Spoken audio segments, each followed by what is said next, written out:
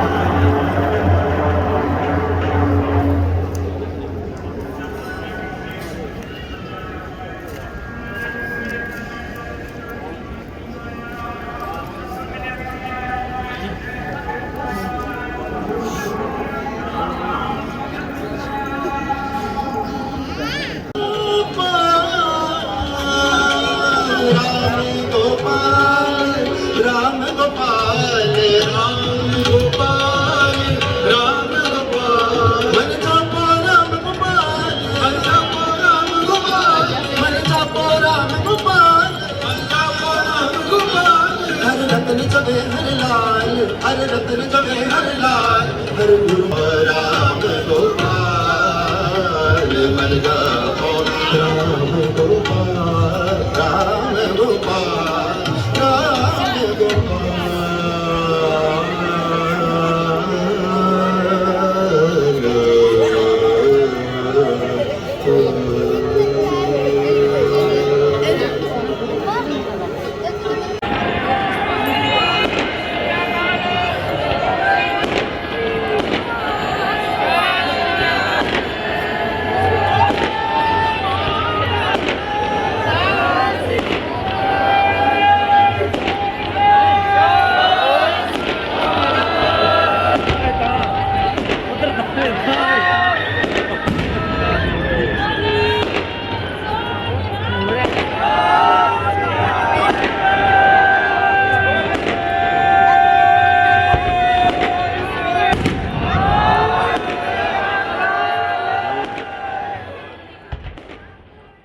सो पंजाब दीयां खास खबरां दे विच तुहानूं सब तो पहलां दस दईए कि पंजाब दे मुख मंत्री कैप्टन अमरिंदर सिंह ने ऐतवार नूं बीजेपी दे कौमी प्रधान JP नड्डा नूं खुली चिट्ठी लिख के चौकस कीता है कि जेकर केंद्र सरकार ने पंजाब लई माल गड्डियां ते पाबंदी ना हटाई तां सारे मुल्क दे विच कौमी सुरੱਖਿਆ दे उत्ते वड्डा प्रभाव पएगा।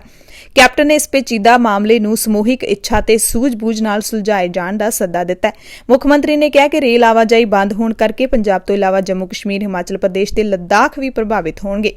ठंड शुरू होण नाल हथियारबंद सेनावां उत्ते बहुत बुरा असर पै सकदा है क्योंकि लद्दाख ते वादी नूं जांदे मार्गां उत्ते बर्फबारी होण नाल सप्लाई ते होरनां वस्तुआं दी कमी पैदा हो सकदी है। उन्होंने कहा कि चीन ते पाकिस्तान दे रुख नूं देखदिआं हथियारबंद फौजां दा जरूरी वस्तुआं दी सप्लाई तो वांझे रहना देश लई वधेरे खतरनाक हो सकदा है। कैप्टन ने चेतावनी दी कि किसानी संकट नूं जेकर जल्दी हल ना किया गया तो सुरੱਖਿਆ के लिहाज तो पंजाब नूं पाकिस्तान तो खतरा खड़ा हो सकता है क्योंकि ISI हमेशा पंजाब दे विच गड़बड़ करन दी ताक च रहिंदी है। मुख मंत्री ने कहा कि इन्हां खतरिਆਂ ਦੇ मद्देनज़र देश हित विच ਇਹ मसला आपसी तालमेल नाल सुलझाया जावे। कैप्टन ने यह सलाह दी कि सियासी लालसा हित ਇਹ ਵੇਲਾ ਦੂਸ਼ਣਬਾਜ਼ੀ ਅਤੇ ਟਕਰਾਅ ਵਿੱਚ ਪੈਣ ਦਾ नहीं है। ਬਲਕਿ ਸਿਆਸੀ ਵਖਰੇਵਿਆਂ ਤੋਂ ਉੱਪਰ ਉੱਠ ਕੇ ਸਥਿਤੀ ਨੂੰ ਸਿਆਣਪ ਨਾਲ ਨਜਿੱਠਣ ਦਾ ਹੈ, ਕਿਉਂਕਿ ਕੋਈ ਵੀ ਢਿੱਲ-ਮੱਠ ਹਾਲਾਤ ਨੂੰ ਬੇਕਾਬੂ ਕਰ ਸਕਦੀ ਹੈ। ਕੈਪਟਨ ਨੇ ਕਿਹਾ ਕਿ ਪੰਜਾਬ ਵਿੱਚ ਖਾਦ ਅਤੇ ਕੋਲੇ ਦੇ ਭੰਡਾਰ ਦੀ ਕਮੀ ਕਰਕੇ ਸਾਰਾ ਅਰਥਚਾਰਾ ਘਾਟੇ ਵਿੱਚ ਹੈ। ਬੀਜੇਪੀ ਲੀਡਰਾਂ ਦੀ ਬਿਆਨਬਾਜ਼ੀ ਬਾਰੇ ਕੈਪਟਨ ਨੇ ਕਿਹਾ ਕਿ ਅਦਾਲਤ ਨੇ ਸਿਰਫ ਇੱਕ ਰਿਪੋਰਟ ਮੰਗੀ ਸੀ। ਨਿਆਂਪਾਲਕਾਂ ਨਾਲ ਸਿਆਸੀ ਮਨੋਰਥ ਨੂੰ ਜੋੜਨਾ ਅਦਾਲਤ ਦੇ ਅਪਮਾਨ ਤੋਂ ਘੱਟ ਨਹੀਂ ਹੈ। ਦੋਸ਼ ਲਾਇਆ ਕਿ ਭਾਜਪਾ ਆਗੂ ਮਸਲੇ ਦਾ ਹੱਲ ਕੱਢਣ ਦੀ ਥਾਂ ਉੱਤੇ ਸਿਆਸੀ ਹਿੱਤਾਂ ਦੀ ਪੂਰਤੀ ਵਿੱਚ ਲੱਗੇ ਹੋਏ ਨੇ। ਕਿਸਾਨਾਂ ਦਾ ਪੱਖ ਪੂਰਦਿਆਂ ਕੈਪਟਨ ਨੇ ਕਿਹਾ ਕਿ ਕਿਸਾਨਾਂ ਨੇ ਰੇਲਵੇ ਟਰੈਕ ਖਾਲੀ ਕਰ ਦਿੱਤੇ ਨੇ, ਬਾਵਜੂਦ ਰੇਲਵੇ ਆਵਾਜਾਈ ਬਹਾਲ ਨਹੀਂ ਕਰ ਰਿਹਾ। ਕੇਂਦਰ ਸਰਕਾਰ ਕਿਸਾਨਾਂ ਤੇ ਭਰੋਸਾ ਨਹੀਂ ਕਰ ਰਹੀ। ਮੁੱਖ ਮੰਤਰੀ ਨੇ ਕਿਹਾ ਕਿ ਖੇਤੀ ਕਾਨੂੰਨਾਂ ਦਾ ਸਥਾਈ ਹੱਲ ਲੱਭਣ ਲਈ ਨੱਡਾ ਪਾਰਟੀ ਨੇਤਾ ਵਜੋਂ ਕੇਂਦਰ ਵਿੱਚ ਅਹਿਮ ਭੂਮਿਕਾ ਨਿਭਾ ਸਕਦੇ ਨੇ ਤੇ ਉਹਨਾਂ ਨੂੰ ਨਿਭਾਉਣੀ ਵੀ ਚਾਹੀਦੀ ਹੈ। ਬੀਜੇਪੀ ਲੀਡਰਾਂ ਤੋਂ ਖਫਾ ਮੁੱਖ ਮੰਤਰੀ ਕੈਪਟਨ ਨੇ ਕਿਹਾ ਕਿ ਬੀਜੇਪੀ ਲੀਡਰ ਕਿਸਾਨਾਂ ਦੀ ਨਕਸਲੀਆਂ ਨਾਲ ਤੁਲਨਾ ਕਰ ਰਹੇ ਨੇ ਤੇ ਇਸ ਪਿੱਛੋਂ ਸਰਕਾਰ ਦੀ ਮਿਲੀ ਭੁਗਤ ਹੈ ਜਿਹੜੀ ਉਹ ਦੱਸੀ ਜਾ ਰਹੀ ਹੈ। ਉਹਨਾਂ ਕਿਹਾ ਕਿ ਕੌਮੀ ਖੁਰਾਕ ਸੁਰੱਖਿਆ ਦੇ ਵਿੱਚ ਯੋਗਦਾਨ ਨੂੰ ਦੇਖਦੇ ਹੋਏ ਕਿਸਾਨਾਂ ਦੀ ਅਜਿਹੀ ਤੁਲਨਾ ਠੀਕ ਨਹੀਂ ਹੈ। ਕਿਸਾਨ ਅੰਦੋਲਨ ਦੀ ਨਕਸਲਵਾਦ ਨਾਲ ਤੁਲਨਾ ਕਰਕੇ ਬੀਜੇਪੀ ਲੀਡਰਾਂ ਨੇ ਅੰਨਦਾਤੇ ਦਾ ਅਪਮਾਨ ਕੀਤਾ ਹੈ। ਉਧਰ ਕਾਂਗਰਸ ਦੇ ਕੌਮੀ ਲੀਡਰ ਰਾਹੁਲ ਗਾਂਧੀ ਨੇ ਕੇਂਦਰ ਦੇ 3 ਨਵੇਂ ਖੇਤੀ ਕਾਨੂੰਨਾਂ ਦੀ ਆਲੋਚਨਾ ਕੀਤੀ ਹੈ। ਮੁੜ ਤੋਂ ਕਿਹਾ ਕਿ ਇਹ ਮੁਲਕ ਦੀ ਨੀਂਹ ਨੂੰ ਕਮਜ਼ੋਰ ਕਰਨਗੇ। ਪ੍ਰਧਾਨ ਮੰਤਰੀ ਨਰਿੰਦਰ ਮੋਦੀ ਨੂੰ ਰਾਹੁਲ ਗਾਂਧੀ ਨੇ ਕਿਹਾ ਕਿ ਉਹ ਕਿਸਾਨਾਂ ਦੇ ਹਿੱਤ ਵਿੱਚ ਇਹਨਾਂ ਕਾਨੂੰਨਾਂ ਦੀ ਸਮੀਖਿਆ ਕਰਕੇ ਕਾਨੂੰਨਾਂ ਨੂੰ ਵਾਪਸ ਲੈਣ ਤੇ ਪੰਜਾਬ ਦੇ ਵਿੱਚ ਕਿਸਾਨੀ ਸੰਘਰਸ਼ ਪੂਰੀ ਤਰ੍ਹਾਂ ਦੇ ਨਾਲ ਰੋਹ ਦੇ ਵਿੱਚ ਹੈ। ਅੰਮ੍ਰਿਤਸਰ ਤੋਂ ਤੁਹਾਨੂੰ ਖਬਰ ਦੱਸ ਦਿੰਦੇ ਹਾਂ, ਜਿੱਥੇ ਕਾਰਪੋਰੇਟ ਘਰਾਣੇ ਦੇ ਸਮਾਨ ਨਾਲ ਭਰੇ ਟਰੱਕ ਕਿਸਾਨਾਂ ਨੇ ਕਬਜ਼ੇ ਵਿੱਚ ਲੈ ਲਏ। ਐਤਵਾਰ ਨੂੰ ਅੰਮ੍ਰਿਤਸਰ ਜਲੰਧਰ ਜੀਟੀ ਰੋਡ ਉੱਤੇ ਕਿਸੇ ਵੱਡੇ ਕਾਰਪੋਰੇਟ ਅਦਾਰੇ ਵੱਲੋਂ ਵਸਤੂਆਂ ਦੇ ਭੇਜੇ ਟਰੱਕ ਕਿਸਾਨਾਂ ਨੇ ਕਬਜ਼ੇ ਵਿੱਚ ਲੈ ਲਏ। ਕਿਸਾਨਾਂ ਨੇ ਦੋਸ਼ ਲਾਇਆ ਕਿ ਕਿਸੇ ਵੱਡੇ ਕਾਰਪੋਰੇਟ ਘਰਾਣੇ ਦੇ ਟਰੱਕ ਰੋਜ਼ਾਨਾ ਵਰਤੋਂ ਦੀਆਂ ਚੀਜ਼ਾਂ ਲੈ ਕੇ ਆਏ ਨੇ, ਜਿਨ੍ਹਾਂ ਦੀ ਕੀਮਤ ਕਰੋੜਾਂ ਵਿੱਚ ਹੈ, ਪਰ ਇਹਨਾਂ ਨੇ ਕੋਈ ਟੈਕਸ ਹੀ ਨਹੀਂ ਭਰਿਆ। ਪਿੰਡ ਰਾਜੇਵਾਲਾ ਦੇ ਸਰਪੰਚ ਦਿਲਬਾਗ ਸਿੰਘ ਨੇ ਦੱਸਿਆ ਕਿ ਤੜਕੇ 4 ਵਜੇ ਦੇ ਕਰੀਬ ਜੀਟੀ ਰੋਡ ਉੱਤੇ ਸਥਿਤ ਨਿੱਜਰ ਟੋਲ ਪਲਾਜ਼ਾ ਨੇੜਿਓਂ ਇਹਨਾਂ ਟਰੱਕਾਂ ਨੂੰ ਕਾਬੂ ਕੀਤਾ ਤਾਂ ਪਤਾ ਲੱਗਿਆ ਕਿ ਮੋਦੀ ਸਰਕਾਰ ਦੇ ਨਜ਼ਦੀਕੀ ਕਾਰਪੋਰੇਟ ਘਰਾਣਿਆਂ ਦੇ ਵੱਲੋਂ ਇਹ ਸਮਾਨ ਸਿੱਧਾ ਦੁਕਾਨਾਂ ਤੇ ਭੇਜਿਆ ਜਾ ਰਿਹਾ ਹੈ। ਲੀਡਰਾਂ ਨੇ ਐਲਾਨ ਕੀਤਾ ਕਿ ਜਦੋਂ ਤੱਕ ਅੰਬਾਲਾ ਨੇੜੇ ਯੂਰੀਆ ਖਾਦ ਦੇ ਰੋਕੇ ਹੋਏ 3 ਟਰੱਕਾਂ ਨੂੰ ਇੱਥੇ ਨਹੀਂ ਭੇਜਿਆ ਜਾਂਦਾ, ਉਦੋਂ ਤੱਕ ਇਹਨਾਂ ਟਰੱਕਾਂ ਨੂੰ ਛੱਡਿਆ ਨਹੀਂ ਜਾਏਗਾ। ਕਿਸਾਨਾਂ ਨੇ ਇਹ ਵੀ ਜਾਣਕਾਰੀ ਦਿੱਤੀ ਕਿ ਕਾਗਜ਼ ਚੈੱਕ ਕਰਨ ਤੋਂ ਬਾਅਦ ਇਹ ਪਤਾ ਲੱਗਿਆ ਕਿ ਟਰੱਕ ਵਿੱਚ ਪਏ ਸਮਾਨ ਵਿੱਚੋਂ ਕਿਸੇ ਵੀ ਵਸਤੂ ਦਾ ਕੋਈ ਵੀ ਟੈਕਸ ਨਹੀਂ ਕੱਟਿਆ ਗਿਆ। 50 ਲੱਖ ਦੀ ਕੀਮਤ ਦੇ ਸਮਾਨ ਦਾ GST ਵੀ ਨਹੀਂ ਲਿਆ ਗਿਆ। ਟਰੱਕ 'ਚੋਂ ਮਿਲੇ ਕਿਸੇ ਵੀ ਕਾਗਜ਼ ਉੱਤੇ ਨਾ ਕੇਂਦਰ ਤੇ ਨਾ ਸਟੇਟ ਤੇ GST ਦਾ ਕੋਈ ਜ਼ਿਕਰ ਹੈ। ਇਸ ਤੋਂ ਵੱਧ ਹੈਰਾਨੀ ਦੀ ਗੱਲ ਇਹ ਹੈ ਕਿ ਅੰਤਰਰਾਜੀ ਸਰਹੱਦ ਉੱਤੇ ਪੁਲਿਸ ਵੱਲੋਂ ਇਹਨਾਂ ਟਰੱਕਾਂ ਨੂੰ ਚੈੱਕ ਵੀ ਨਹੀਂ ਕੀਤਾ ਗਿਆ। ਸੋ ਇਸ ਖਬਰ ਨੂੰ ਦੇਖ ਕੇ ਆਪਾਂ ਸੋਚ ਸਕਦੇ ਹਾਂ ਕਿ ਕਾਰਪੋਰੇਟ ਘਰਾਣਿਆਂ ਅਤੇ ਸਰਕਾਰ ਦੀ ਕਿਸ ਕਦਰ ਤੱਕ ਆਪਸੀ ਭਾਈਵਾਲੀ ਹੈ, ਕਿਸ ਕਦਰ ਤੱਕ ਮਿਲੀ ਭੁਗਤ ਹੈ, ਸਰਕਾਰਾਂ ਕਿਸ ਕਦਰ ਤੱਕ ਕਾਰਪੋਰੇਟ ਘਰਾਣਿਆਂ ਦਾ ਸਹਿਯੋਗ ਕਰਦੀਆਂ ਨੇ ਜਾਂ ਕਹਿ ਸਕਦੇ ਹਾਂ ਕਿ ਉਹਨਾਂ ਦੇ ਦਬਾਅ ਵਿੱਚ ਨੇ। ਅੰਮ੍ਰਿਤਸਰ ਤੋਂ ਇੱਕ ਖਬਰ ਹੈ, ਜਿੱਥੇ ਵਪਾਰ ਮੰਡਲ ਨੇ ਕਿਹਾ ਕਿ ਕੇਂਦਰ ਸਰਕਾਰ ਵੱਲੋਂ ਮਾਲ ਗੱਡੀਆਂ ਰੋਕਣ ਨਾਲ ਅੰਮ੍ਰਿਤਸਰ ਦੀ ਸਨਅਤ ਨੂੰ ਵੱਡਾ ਖੋਰਾ ਲੱਗਿਆ।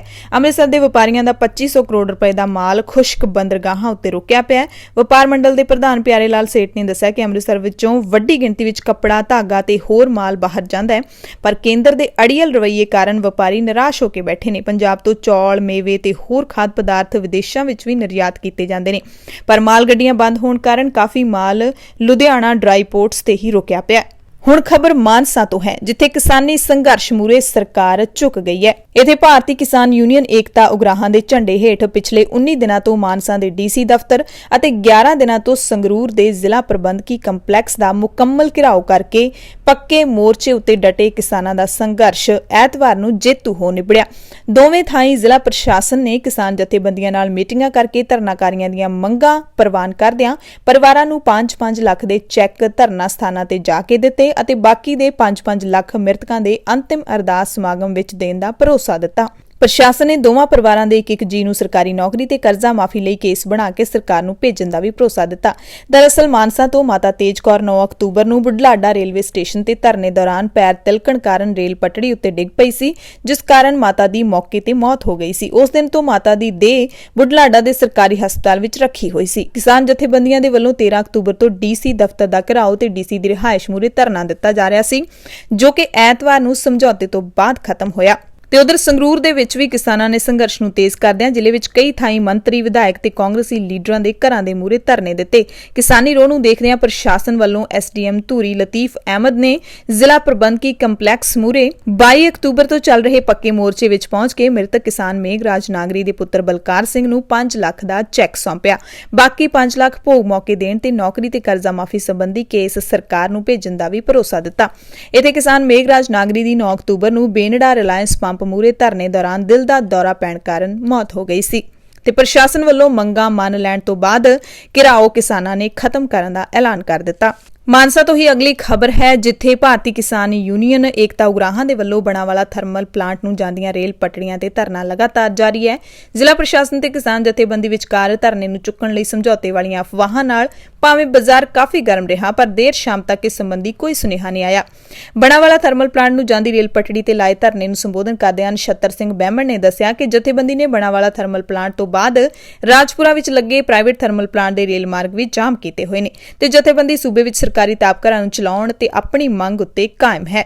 ਬੁਢਲਾਡਾ ਤੋਂ ਇੱਕ ਖਬਰ ਹੈ, ਜਿੱਥੇ ਬੀਜੇਪੀ ਦੇ ਸੂਬਾਈ ਲੀਡਰ ਰਾਕੇਸ਼ ਜੈਨ ਦੇ ਘਰ ਮੂਹਰੇ ਚੱਲ ਰਹੇ ਕਿਸਾਨ ਧਰਨੇ ਦੇ ਵਿੱਚ ਬਾਅਦ ਦੁਪਹਿਰ 2 ਢੱਠੇ ਆ ਵੜੇ, ਜਿਨ੍ਹਾਂ ਦੇ ਹਮਲੇ ਨਾਲ 5 ਕਿਸਾਨ ਔਰਤਾਂ ਸਮੇਤ 80 ਸਾਲਾ ਬਜ਼ੁਰਗ ਕਿਸਾਨ ਗੰਭੀਰ ਜ਼ਖਮੀ ਹੋ ਗਿਆ। ਸਾਰੇ ਜ਼ਖਮੀਆਂ ਨੂੰ ਸਿਵਲ ਹਸਪਤਾਲ ਦੇ ਵਿੱਚ ਦਾਖਲ ਕਰਵਾ ਦਿੱਤਾ ਗਿਆ। ਖਬਰ ਜੰਡਿਆਲਾ ਗੁਰੂ ਦੇ ਧਰਨੇ ਨਾਲ ਜੁੜੀ ਹੋਈ ਹੈ, ਜਿੱਥੇ ਕਿਸਾਨ ਮਜ਼ਦੂਰ ਸੰਘਰਸ਼ ਕਮੇਟੀ ਦੀ ਅਗਵਾਈ ਦੇ ਵਿੱਚ ਚੱਲ ਰਿਹਾ ਧਰਨਾ ਐਤਵਾਰ ਨੂੰ 39ਵੇਂ ਦਿਨ ਦੇ ਵਿੱਚ ਦਾਖਲ ਹੋ ਗਿਆ। ਇਸ ਮੌਕੇ ਜਥੇਬੰਦੀ ਦੇ ਕਿਸਾਨ ਲੀਡਰਾਂ ਨੇ ਕਿਹਾ ਕਿ ਕਰੋਨਾ ਕਾਲ ਦੌਰਾਨ ਕਿਸਾਨਾਂ ਨੂੰ ਕਰਜ਼ੇ ਉੱਤੇ ਵਿਆਜ ਮਾਫੀ ਵਿੱਚੋਂ ਬਾਹਰ ਰੱਖਣਾ ਮੋਦੀ ਸਰਕਾਰ ਦੀ ਬਦਲਾ ਲਓ ਨੀਤੀ ਤੋਂ ਪ੍ਰੇਰਿਤ ਫੈਸਲਾ ਹੈ। ਕੈਪਟਨ ਸਰਕਾਰ ਦੇ ਰਾਸ਼ਟਰਪਤੀ ਨੂੰ ਮਿਲਣ ਜਾਣ ਦੇ ਫੈਸਲੇ ਸੰਬੰਧੀ ਕਿਸਾਨ ਲੀਡਰਾਂ ਨੇ ਕਿਹਾ ਕਿ ਲੋਕਤੰਤਰ ਵਿੱਚ ਕੋਈ ਵਿਅਕਤੀ ਕਿਸੇ ਨੂੰ ਵੀ ਮਿਲ ਸਕਦਾ ਹੈ, ਪਰ ਕਿਸ ਨੂੰ ਮਿਲਣਾ ਜਾਂ ਨਹੀਂ ਇਹ ਪਾਰਟੀ ਦਾ ਫੈਸਲਾ ਹੈ। ਉਹਨਾਂ ਕਿਹਾ ਕਿ ਸੈਕਸ਼ਨ 11 ਵਿੱਚ ਪਾਸ ਕੀਤੇ ਮਤੇ ਪੰਜਾਬ ਦੇ ਹੱਕ ਵਿੱਚ ਨਹੀਂ ਹੈਗੇ, ਜੋ ਕਿ ਪੰਜਾਬ ਵਿਧਾਨ ਸਭਾ ਨੇ ਕੈਪਟਨ ਅਮਰਿੰਦਰ ਸਿੰਘ ਦੀ ਅਗਵਾਈ ਦੇ ਵਿੱਚ ਪਾਸ ਕੀਤੇ ਨੇ। ਇਸ ਲਈ ਰਾਸ਼ਟਰਪਤੀ ਨੂੰ ਮਿਲ ਕੇ ਦਸਤਖਤ ਕਰਨ ਵਾਲੀ ਗੱਲ ਉੱਤੇ ਉਹਨਾਂ ਦੀ ਜਥੇਬੰਦੀ ਸਹਿਮਤ ਨਹੀਂ ਹੈ ਤੇ ਇਸ ਸੰਬੰਧੀ 3 ਨਵੰਬਰ ਯਾਨੀ ਕਿ ਕੱਲ ਨੂੰ ਚੰਡੀਗੜ੍ਹ ਵਿੱਚ ਬੈਠਕ ਹੋਏਗੀ, ਉਹਦੇ ਵਿੱਚ ਵਿਚਾਰ ਚਰਚਾ ਕੀਤੀ ਜਾਏਗੀ। ਉਧਰ ਅੰਮ੍ਰਿਤਸਰ ਦੇ ਵਿੱਚ ਰਾਜ ਸਭਾ ਮੈਂਬਰ ਸ਼ਵੇਤ ਮਲਿਕ ਦੇ ਘਰ ਦੇ ਮੂਹਰੇ 32ਵੇਂ ਦਿਨ ਵੀ ਕਿਸਾਨਾਂ ਦਾ ਧਰਨਾ ਜਾਰੀ ਰਿਹਾ। ਧਰਨੇ ਉੱਤੇ ਬੈਠੀਆਂ ਜਥੇਬੰਦੀਆਂ ਕਿਰਤੀ ਕਿਸਾਨ ਯੂਨੀਅਨ, ਕਿਸਾਨ ਸੰਘਰਸ਼ ਕਮੇਟੀ ਪੰਜਾਬ ਤੇ ਆਜ਼ਾਦ ਕਿਸਾਨ ਸੰਘਰਸ਼ ਕਮੇਟੀ ਦੇ ਲੀਡਰਾਂ ਨੇ ਕਿਹਾ ਕਿ ਕੇਂਦਰ ਸਰਕਾਰ ਨੇ ਖਾਦ ਤੇ ਬਿਜਲੀ ਦੀ ਘਾਟ ਪੈਦਾ ਕਰਨ ਲਈ ਮਾਲ ਗੱਡੀਆਂ ਨਹੀਂ ਚਲਾਈਆਂ, ਪ੍ਰਦੂਸ਼ਣ ਰੋਕੂ ਕਾਨੂੰਨ ਲਿਆ ਕੇ ਕਿਸਾਨਾਂ ਨੂੰ ਪਰਾਲੀ ਸਾੜਨ ਉੱਤੇ ਜੁਰਮਾਨਾ ਤੇ ਕੈਦ ਕਰਨ ਦਾ ਐਲਾਨ ਕਰ ਦਿੱਤਾ ਹੈ। ਕਿਸਾਨਾਂ ਨੂੰ ਕਰਜ਼ੇ ਉੱਤੇ ਵਿਆਜ ਮਾਫੀ ਦੀ ਸਕੀਮ ਤੋਂ ਵੀ ਬਾਹਰ ਕਰ ਦਿੱਤਾ ਗਿਆ ਤੇ ਇਹ ਸਰਕਾਰ ਦੀ ਬਦਲਾਖੋਰੀ ਨੀਤੀ ਹੈ ਕਿਸਾਨਾਂ ਦੇ ਨਾਲ ਅਤੇ ਪੰਜਾਬ ਦੇ ਨਾਲ। ਕਿਸਾਨੀ ਸੰਘਰਸ਼ ਨਾਲ ਜੁੜੀ ਇੱਕ ਹੋਰ ਖਬਰ ਪਟਿਆਲਾ ਤੋਂ ਆ ਰਹੀ ਹੈ, ਜਿੱਥੇ ਮਾਲ ਗੱਡੀਆਂ ਨਾ ਆਉਣ ਕਾਰਨ ਸੂਬਾ ਸਰਕਾਰ ਵੱਲੋਂ ਖਰੀਦੇ ਗਏ ਬਾਰਦਾਨੇ ਦੀਆਂ 50,000 ਗੱਠਾਂ ਯਾਨੀ ਕਿ 2.5 ਕਰੋੜ ਬੋਰੀਆਂ ਦਿੱਲੀ ਤੇ ਮੁਰਾਦਾਬਾਦ ਵਿੱਚ ਫਸੀਆਂ ਹੋਈਆਂ ਨੇ। ਝੋਨੇ ਦੇ ਸੀਜ਼ਨ ਦੌਰਾਨ ਪੰਜਾਬ ਭਰ 'ਚ 22.5 ਕਰੋੜ ਬੋਰੀ ਲੱਗਣੀ ਹੈ। ਫੂਡ ਸਪਲਾਈ ਵਿਭਾਗ ਦੀ ਸੂਬਾਈ ਡਾਇਰੈਕਟਰ ਅਨਿੰਦਤਾ ਮਿੱਤਰਾ ਨੇ ਬਾਰਦਾਨੇ ਦੀ ਤੋਟ ਦੀ ਗੱਲ ਮੰਨੀ ਹੈ। ਉਹਨਾਂ ਕਿਹਾ ਕਿ ਸਮੱਸਿਆ ਨਾਲ ਨਜਿੱਠਣ ਲਈ 70% ਬਾਰਦਾਨਾ ਮਿਲਰਾਂ ਦਾ ਵਰਤਿਆ ਜਾ ਰਿਹਾ ਹੈ, ਜਦਕਿ 30% ਬਾਰਦਾਨੇ ਦਾ ਪ੍ਰਬੰਧ ਸਰਕਾਰ ਨੇ ਕਰਕੇ ਦਿੱਤਾ ਹੈ। ਇਹ ਵੀ ਜਾਣਕਾਰੀ ਦਿੱਤੀ ਕਿ ਕਰੀਬ 15 ਲੱਖ ਹੈਕਟੇਅਰ ਦੇ ਵਿੱਚ ਬੀਜੀ ਜਾਣ ਵਾਲੀ ਕਣਕ ਲਈ 5.5 ਲੱਖ ਦੇ ਕਰੀਬ ਟਨ ਡੀਏਪੀ ਤੇ 15 ਲੱਖ ਟਨ ਯੂਰੀਆ ਦੀ ਲੋੜ ਹੈ, ਪਰ ਮਾਲ ਗੱਡੀਆਂ ਬੰਦ ਹੋਣ ਕਾਰਨ ਪੰਜਾਬ 'ਚ 2 ਲੱਖ ਟਨ ਡੀਏਪੀ ਤੇ 10 ਲੱਖ ਟਨ ਯੂਰੀਆ ਦੀ ਘਾਟ ਵੀ ਬਣੀ ਹੋਈ ਹੈ। ਕਿਸਾਨੀ ਸੰਘਰਸ਼ ਦੇ ਨਾਲ ਜੁੜੀ ਤੇ ਪੰਜਾਬ ਦੇ ਹੋਰ ਮੁੱਦਿਆਂ ਨਾਲ ਜੁੜੀ ਇੱਕ ਹੋਰ ਖਬਰ ਅੰਮ੍ਰਿਤਸਰ ਤੋਂ ਹੈ, ਜਿੱਥੇ ਦਲ ਖਾਲਸਾ ਨੇ ਪੰਜਾਬ ਦਿਵਸ ਮੌਕੇ ਪੰਜਾਬ ਦੇ ਲੁੱਟੇ ਜਾ ਰਹੇ ਪਾਣੀਆਂ, ਪੰਜਾਬੀ ਭਾਸ਼ਾ ਨੂੰ ਦਰਕਿਨਾਰ ਕਰਨ, ਨਸਲਕੁਸ਼ੀ ਦੀ ਸ਼ਿਕਾਰ ਨੌਜਵਾਨੀ ਅਤੇ ਉਜਾੜੀ ਜਾ ਰਹੀ ਕਿਸਾਨੀ ਦੇ ਵਿਰੁੱਧ ਰੈਲੀ ਕੱਢੀ। ਰੈਲੀ ਮਗਰੋਂ ਜਥੇਬੰਦੀ ਦੇ ਪ੍ਰਧਾਨ ਹਰਪਾਲ ਸਿੰਘ ਚੀਮਾ ਦੀ ਅਗਵਾਈ ਹੇਠ ਨੌਜਵਾਨਾਂ ਨੇ ਮਸ਼ਾਲਾਂ ਫੜ ਕੇ ਨਵੰਬਰ 1984 ਦੇ ਸ਼ਹੀਦਾਂ ਦੀ ਯਾਦ ਵਿੱਚ ਭੰਡਾਰੀ ਪੁਲ ਤੋਂ ਸ਼੍ਰੀ ਅਕਾਲ ਤਖਤ ਸਾਹਿਬ ਤੱਕ ਮਾਰਚ ਕੱਢਿਆ। ਰੈਲੀ ਵਿੱਚ ਨੌਜਵਾਨਾਂ ਨੇ ਕਿਸਾਨੀ ਸੰਕਟ ਦੇ ਨਾਲ ਸੰਬੰਧਿਤ ਬੈਨਰ ਫੜੇ ਹੋਏ ਸੀ। ਇਸ ਮੌਕੇ ਚੀਮਾ ਨੇ ਕਿਹਾ ਕਿ ਪੰਜਾਬ ਦੇ ਵਸਨੀਕ ਆਪਣੀ ਹੋਂਦ ਅਤੇ ਹੱਕਾਂ ਲਈ ਲੜ ਰਹੇ ਨੇ। ਉਨ੍ਹਾਂ ਯੂਐਨਓ, ਅੰਤਰਰਾਸ਼ਟਰੀ ਭਾਈਚਾਰੇ ਸਮੇਤ ਵਿਸ਼ਵ ਭਰ 'ਚ ਕੰਮ ਕਰ ਰਹੇ ਮਨੁੱਖੀ ਅਧਿਕਾਰ ਸੰਗਠਨਾਂ ਨੂੰ ਅਪੀਲ ਕੀਤੀ ਕਿ ਉਹ ਆਪਣੇ ਨੁਮਾਇੰਦੇ ਪੰਜਾਬ ਦੇ ਵਿੱਚ ਭੇਜਣ, ਤਾਂ ਜੋ ਉਹ ਇਹ ਵੇਖ ਸਕਣ ਕਿ ਭਾਰਤ ਸਰਕਾਰ ਦੀਆਂ ਫਾਸ਼ੀਵਾਦੀ ਨੀਤੀਆਂ ਅਤੇ ਮਾਰੂ ਹਮਲਿਆਂ ਕਾਰਨ ਪੰਜਾਬ ਨੂੰ ਬਰਬਾਦ ਕੀਤਾ ਜਾ ਰਿਹਾ ਹੈ। ਜਥੇਬੰਦੀ ਦੇ ਬੁਲਾਰੇ ਕਮਰਪਾਲ ਸਿੰਘ ਨੇ ਕਿਹਾ ਕਿ ਸਮਾਂ ਇਹ ਮੰਗ ਕਰਦਾ ਹੈ ਕਿ ਪੰਜਾਬ ਦੀ ਆਰਥਿਕਤਾ ਨੂੰ ਹੁਲਾਰਾ ਦੇਣ ਲਈ ਨੇਪਾਲ ਦੀ ਤਰਜ਼ ਉੱਤੇ ਪੰਜਾਬ ਨਾਲ ਲੱਗਦੀ ਅੰਤਰਰਾਸ਼ਟਰੀ ਸਰਹੱਦ ਨੂੰ ਖੋਲ੍ਹਿਆ ਜਾਵੇ। ਅੰਮ੍ਰਿਤਸਰ ਤੋਂ ਹੀ ਅਗਲੀ ਖਬਰ ਹੈ, ਜਿੱਥੇ ਪੰਜਾਬ ਦੀ ਮੌਜੂਦਾ ਸਥਿਤੀ ਤੋਂ ਚਿੰਤਤ ਪੰਜਾਬ ਹਿਤੈਸ਼ੀ ਜਥੇਬੰਦੀਆਂ, ਬੁੱਧੀਜੀਵੀਆਂ ਤੇ ਹੋਰ ਸ਼ਖਸੀਅਤਾਂ ਨੇ ਪਿੰਡ ਬਚਾਓ ਪੰਜਾਬ ਬਚਾਓ ਯਾਤਰਾ ਤਹਿਤ ਸ਼੍ਰੀ ਅਕਾਲ ਤਖਤ ਸਾਹਿਬ ਤੇ ਅਰਦਾਸ ਕਰਨ ਮਗਰੋਂ ਜਲਿਆਂਵਾਲਾ ਬਾਗ ਤੋਂ ਪੰਜਾਬ ਬਚਾਓ ਕਾਫਲੇ ਦੀ ਸ਼ੁਰੂਆਤ ਕੀਤੀ। ਇਸ ਮੌਕੇ ਤਖਤ ਸ੍ਰੀ ਦਮਦਮਾ ਸਾਹਿਬ ਦੇ ਸਾਬਕਾ ਜਥੇਦਾਰ ਗਿਆਨੀ ਕੇਵਲ ਸਿੰਘ, ਸਾਬਕਾ ਵਿਧਾਇਕ ਕਾਮਰੇਡ ਤਰਸੇਮ ਜੋਧਾ, ਕਿਰਨਜੀਤ ਕੌਰ, ਐਡਵੋਕੇਟ ਤਰਸੇਮ ਸਿੰਘ, ਡਾਕਟਰ ਸ਼ਿਆਮ ਸੁੰਦਰ ਦੀਪਤੀ ਤੇ ਕੁਲਜੀਤ ਸਿੰਘ ਨੇ ਆਪਣੇ ਵਿਚਾਰ ਰੱਖੇ। ਗਿਆਨੀ ਕੇਵਲ ਸਿੰਘ ਨੇ ਕਿਹਾ ਕਿ ਪੰਜਾਬ ਹੁਣ ਜਾਗ ਗਿਆ ਤੇ ਆਪਣੇ ਹੱਕਾਂ ਲਈ ਲਹਿਰ ਸਿਰਜਣ ਲਈ ਯਤਨਸ਼ੀਲ ਹੋ ਗਿਆ। ਪੰਜਾਬ ਨੂੰ ਅਜਿਹੇ ਵਾਰਿਸ ਚਾਹੀਦੇ ਨੇ ਜਿਹੜੇ ਲੋਕਾਂ ਦੇ ਹੱਕਾਂ ਦੀ ਰਾਖੀ ਕਰ ਸਕਣ। ਪੰਜਾਬੀ ਜੰਗ ਨਹੀਂ ਚਾਹੁੰਦੇ, ਇਸ ਲਈ ਸਰਕਾਰ ਸਰਹੱਦਾਂ ਖੋਲੇ ਤੇ ਵਪਾਰ ਸ਼ੁਰੂ ਕਰੇ। ਇਹ ਕਾਫਲਾ 31 ਜਨਵਰੀ ਤੱਕ ਮਾਝਾ, ਮਾਲਵਾ ਤੇ ਦੁਆਬਾ ਦੇ 22 ਜ਼ਿਲ੍ਹਿਆਂ ਦੇ ਵਿੱਚ ਯਾਤਰਾ ਕਰੇਗਾ ਅਤੇ ਸੰਵਾਦ ਰਚਾਏਗਾ। ਪਹਿਲੇ ਪੜਾਅ ਵਜੋਂ 1 ਤੋਂ 16 ਨਵੰਬਰ ਤੱਕ ਮਾਝੇ ਦੇ 4 ਜ਼ਿਲ੍ਹਿਆਂ ਅੰਮ੍ਰਿਤਸਰ, ਗੁਰਦਾਸਪੁਰ, ਪਠਾਨਕੋਟ ਤੇ ਤਰਨਤਾਰਨ ਦੇ ਵਿੱਚ ਕਾਫਲਾ ਲੋਕਾਂ ਤੱਕ ਪਹੁੰਚ ਬਣਾਏਗਾ ਤੇ ਉਸ ਤੋਂ ਬਾਅਦ ਪੰਜਾਬ ਦੇ ਹੋਰ ਜ਼ਿਲ੍ਹਿਆਂ ਦੇ ਵਿੱਚ ਵੀ ਇਹ ਕਾਫਲਾ ਪਹੁੰਚੇਗਾ। ਪੰਜਾਬ ਦੀਆਂ ਹੋਰ ਖਬਰਾਂ ਦੇ ਵਿੱਚ ਖਬਰ ਤਰਨਤਾਰਨ ਤੋਂ ਹੈ। ਅਪਰਾਧ ਦੇ ਨਾਲ ਜੁੜੀ ਖਬਰ ਹੈ, ਜਿੱਥੇ ਹਥਿਆਰਬੰਦ ਲੁਟੇਰਿਆਂ ਨੇ ਇਲਾਕੇ ਦੇ ਪਿੰਡ ਕੱਕਾ ਕੰਡਿਆਲਾ ਨੇੜੇ ਪੰਜਾਬ ਪੁਲਿਸ ਦੇ ਏਐਸਆਈ ਗੁਰਦੀਪ ਸਿੰਘ ਦੀ ਗੋਲੀ ਮਾਰ ਕੇ ਹੱਤਿਆ ਕਰ ਦਿੱਤੀ। ਲੁਟੇਰਿਆਂ ਨੇ ਉਸਦੇ ਲੜਕੇ ਮਨਪ੍ਰੀਤ ਸਿੰਘ ਨੂੰ ਜ਼ਖਮੀ ਕਰ ਦਿੱਤਾ। ਪੁੱਤਰ 19 ਸਾਲ ਦਾ ਹੈ ਅਤੇ ਏਐਸਆਈ ਦੀ ਉਮਰ 56 ਸਾਲ ਦੀ ਸੀ। ਮਨਪ੍ਰੀਤ ਨੂੰ ਇੱਥੋਂ ਦੇ ਸਿਵਲ ਹਸਪਤਾਲ ਵਿੱਚ ਦਾਖਲ ਕਰਵਾਇਆ ਗਿਆ, ਜਿੱਥੇ ਐਤਵਾਰ ਨੂੰ ਸਵੇਰੇ ਛੁੱਟੀ ਦਿੱਤੀ ਗਈ। ਗੁਰਦੀਪ ਸਿੰਘ ਇੱਥੋਂ ਦੀ ਪੁਲਿਸ ਲਾਈਨ ਦੇ ਕੁਆਟਰਾਂ ਵਿੱਚ ਰਹਿੰਦਾ ਸੀ। ਰਾਤ ਸਮੇਂ ਪੇਟ ਵਿੱਚ ਦਰਦ ਹੋਣ ਤੇ ਉਹ ਆਪਣੇ ਲੜਕੇ ਨਾਲ ਮੋਪੇਡ ਤੇ ਕੱਕਾ ਕੰਡਿਆਲਾ ਤੋਂ ਦਵਾਈ ਲੈਣ ਲਈ ਗਿਆ ਸੀ। ਰਾਹ ਵਿੱਚ ਮੋਟਰਸਾਈਕਲ ਉੱਤੇ ਸਵਾਰ ਦੋ ਨਕਾਬਪੋਸ਼ ਲੁਟੇਰਿਆਂ ਨੇ ਮੋਪੇਡ ਚਲਾ ਰਹੇ ਮਨਪ੍ਰੀਤ ਸਿੰਘ ਦੇ ਸਿਰ ਵਿੱਚ ਲੋਹੇ ਦੀ ਰਾੜ ਮਾਰ ਦਿੱਤੀ, ਜਿਸ ਨਾਲ ਉਹ ਜ਼ਮੀਨ ਉੱਤੇ ਡਿੱਗ ਗਿਆ।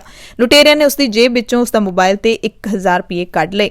ਇਸ ਦੌਰਾਨ ਏਐਸਆਈ ਗੁਰਦੀਪ ਸਿੰਘ ਨੇ ਇੱਕ ਲੁਟੇਰੇ ਨੂੰ ਕਾਬੂ ਕਰ ਲਿਆ। ਸਾਥੀ ਨੂੰ ਘਿਰਿਆ ਦੇਖ ਕੇ ਦੂਜੇ ਲੁਟੇਰੇ ਨੇ ਗੁਰਦੀਪ ਸਿੰਘ ਨੂੰ ਆਪਣੇ ਦੇਸੀ ਪਿਸਤੌਲ ਦੇ ਨਾਲ ਗੋਲੀ ਮਾਰ ਦਿੱਤੀ, ਜਿਹੜੀ ਉਸ ਦੀ ਛਾਤੀ ਵਿੱਚ ਲੱਗੀ ਤੇ ਗੁਰਦੀਪ ਸਿੰਘ ਦੀ ਮੌਕੇ ਤੇ ਹੀ ਮੌਤ ਹੋ ਗਈ। ਪੁਲਿਸ ਇਸ ਘਟਨਾ ਦੀ ਜਾਂਚ ਕਰ ਰਹੀ ਹੈ। ਉਧਰ ਕੌਮਾਂਤਰੀ ਜਥੇਬੰਦੀ ਸਿੱਖਸ ਫਾਰ ਜਸਟਿਸ ਨੇ 5 ਨਵੰਬਰ ਨੂੰ 에ਅਰ ਇੰਡੀਆ ਦੀਆਂ ਦਿੱਲੀ ਤੋਂ ਲੰਡਨ ਦੀਆਂ ਉਡਾਣਾਂ ਦੇ ਵਿੱਚ ਅੜਿੱਕਾ ਪਾਉਣ ਦਾ ਸੱਦਾ ਦਿੱਤਾ ਹੈ। ਇਸ ਐਲਾਨ ਤੋਂ ਬਾਅਦ ਦਿੱਲੀ ਵਿੱਚ ਸਖਤ ਚੌਕਸੀ ਰੱਖੀ ਜਾ ਰਹੀ ਹੈ। ਮੰਨਿਆ ਜਾ ਰਿਹਾ ਹੈ ਕਿ ਜਥੇਬੰਦੀ ਨੇ ਸਾਬਕਾ ਪ੍ਰਧਾਨ ਮੰਤਰੀ ਇੰਦਰਾ ਗਾਂਧੀ ਦੇ ਕਤਲ ਮਗਰੋਂ ਹੋਏ ਸਿੱਖ ਕਤਲੇਆਮ ਦੇ ਵਿਰੋਧ ਦੇ ਵਿੱਚ ਇਹ ਸੱਦਾ ਦਿੱਤਾ ਹੈ। ਦਰਅਸਲ 1 ਨਵੰਬਰ ਤੋਂ 4 ਨਵੰਬਰ ਤੱਕ ਦਿੱਲੀ ਸਮੇਤ ਭਾਰਤ ਦੇ ਵੱਖ-ਵੱਖ ਸੂਬਿਆਂ ਦੇ ਵਿੱਚ ਸਿੱਖਾਂ ਦਾ ਵੱਡਾ ਕਤਲੇਆਮ ਹੋਇਆ ਸੀ, ਜਿਸ ਨੂੰ ਸਿੱਖ ਕੌਮ ਨਸਲਕੁਸ਼ੀ ਦੇ ਵਜੋਂ ਮੰਨਦੀ ਹੈ। 31 ਅਕਤੂਬਰ ਨੂੰ ਤਤਕਾਲੀ ਪ੍ਰਧਾਨ ਮੰਤਰੀ ਇੰਦਰਾ ਗਾਂਧੀ ਦੇ ਕਤਲ ਤੋਂ ਬਾਅਦ ਇਸ ਵੱਡੇ ਕਤਲੇਆਮ ਨੂੰ ਸਿੱਖ ਕੌਮ ਅੱਜ ਤੱਕ ਭੁਲਾ ਨਹੀਂ ਸਕੀ, ਕਿਉਂਕਿ ਕਤਲੇਆਮ ਦੇ ਪੀੜਤਾਂ ਨੂੰ ਹਾਲੇ ਤੱਕ ਇਨਸਾਫ ਨਹੀਂ ਮਿਲਿਆ ਅਤੇ ਦੋਸ਼ੀਆਂ ਨੂੰ ਸਜ਼ਾ ਨਹੀਂ ਮਿਲੀ। 84 ਦੇ ਸਿੱਖ ਕਤਲੇਆਮ ਦੀ ਯਾਦ ਦੇ ਵਿੱਚ ਦਿੱਲੀ ਸਿੱਖ ਗੁਰਦੁਆਰਾ ਪ੍ਰਬੰਧਕ ਕਮੇਟੀ ਦੇ ਵੱਲੋਂ ਮ੍ਰਿਤਕਾਂ ਦੀ ਯਾਦ ਵਿੱਚ ਬਣਾਈ ਗਈ ਸੱਚ ਦੀ ਕੰਧ ਉੱਤੇ ਸ਼ਰਧਾਂਜਲੀ ਸਮਾਗਮ ਕਰਵਾਇਆ ਗਿਆ। ਇਸ ਮੌਕੇ ਸਿੱਖ ਕਤਲੇਆਮ ਨੂੰ ਦੇਸ਼ ਦੇ ਪ੍ਰਸ਼ਾਸਕੀ ਅਤੇ ਨਿਆਇਕ ਚਿਹਰੇ ਤੇ ਡੂੰਘਾ ਦਾਗ ਕਰਾਰ ਦਿੱਤਾ। ਇਸ ਤੋਂ ਪਹਿਲਾਂ ਗੁਰਦੁਆਰਾ ਬੰਗਲਾ ਸਾਹਿਬ ਦੇ ਵਿੱਚ ਮ੍ਰਿਤਕਾਂ ਦੀ ਯਾਦ ਵਿੱਚ ਧਾਰਮਿਕ ਸਮਾਗਮ ਵੀ ਕਰਵਾਇਆ ਗਿਆ। ਡੀਐਸਜੀਐਮਸੀ ਦੇ ਪ੍ਰਧਾਨ ਮਨਜਿੰਦਰ ਸਿੰਘ ਸਿਰਸਾ ਨੇ ਕਿਹਾ ਕਿ ਸਿੱਖ ਕਤਲੇਆਮ ਦੇ ਦੋਸ਼ੀਆਂ ਨੂੰ ਸਜ਼ਾਵਾਂ ਦਿਵਾ ਕੇ ਹੀ ਦਮ ਲਵਾਂਗੇ। ਰਾਜੀਵ ਗਾਂਧੀ ਕਰਕੇ ਸਿੱਖਾਂ ਦੇ ਕਤਲ ਹੋਏ। ਇਸ ਮੌਕੇ ਪਹੁੰਚੇ ਸਿੱਖਾਂ ਨੇ ਕਿਹਾ ਕਿ ਪ੍ਰਸ਼ਾਸਨ ਤੇ ਸਰਕਾਰਾਂ ਨੂੰ ਜਗਾਉਣ ਲਈ ਅਸੀਂ ਮੋਮਬੱਤੀਆਂ ਜਲਾਈਆਂ ਨੇ। ਸਿੱਖ ਕਤਲੇਆਮ ਦੀ ਅਹਿਮ ਗਵਾਹ ਬੀਬੀ ਜਗਦੀਸ਼ ਕੌਰ ਨੇ ਆਪਣੇ ਤੇ ਪਰਿਵਾਰ ਨਾਲ ਬੀਤੇ ਭਾਣੇ ਦੀ ਦਰਦ ਭਰੀ ਦਾਸਤਾਨ ਸੁਣਾਈ। ਸਿੱਖ ਕਤਲੇਆਮ ਨਾਲ ਜੁੜੀਆਂ ਘਟਨਾਵਾਂ ਬਾਰੇ ਇੱਕ ਚਿੱਤਰ ਪ੍ਰਦਰਸ਼ਨੀ ਸੱਚ ਦੀ ਕੰਧ ਉੱਤੇ ਵੀ ਲਾਈ ਗਈ। ਰਾਜ ਸਭਾ ਮੈਂਬਰ ਸੁਖਦੇਵ ਸਿੰਘ ਢੀਂਡਸਾ ਦੀ ਰਿਹਾਇਸ਼ ਦੇ ਸਮਾਗਮ ਦੌਰਾਨ 2 ਮਿੰਟ ਦਾ ਮੌਨ ਧਾਰ ਕੇ 1 ਨਵੰਬਰ ਤੋਂ 4 ਨਵੰਬਰ 1984 ਦੌਰਾਨ ਦਿੱਲੀ ਸਮੇਤ ਦੇਸ਼ ਦੇ ਹੋਰ ਹਿੱਸਿਆਂ ਵਿੱਚ ਭੜਕੀ ਭੀੜ ਦੇ ਵੱਲੋਂ ਮਾਰੇ ਗਏ ਬੇਦੋਸ਼ੀ ਤੇ ਨਿਹੱਥੇ ਸਿੱਖਾਂ ਨੂੰ ਸ਼ਰਧਾਂਜਲੀ ਭੇਂਟ ਕੀਤੀ ਗਈ। ਪੰਜਾਬ ਦੀਆਂ ਖਾਸ ਖਬਰਾਂ ਦੇ ਖਾਸ ਆਡੀਓ ਬੁਲੇਟਿਨ ਦੇ ਵਿੱਚ ਤੁਹਾਡੇ ਸਭ ਤੋਂ ਇਜਾਜ਼ਤ ਚਾਹੁੰਦੇ ਹਾਂ। ਪੂਰੇ ਪੰਜਾਬ ਦੀਆਂ ਖਬਰਾਂ ਦੇ ਨਾਲ ਅਸੀਂ ਦਿਨ ਭਰ ਤੁਹਾਨੂੰ ਮਿਲਦੇ ਰਹਾਂਗੇ। ਧੰਨਵਾਦ।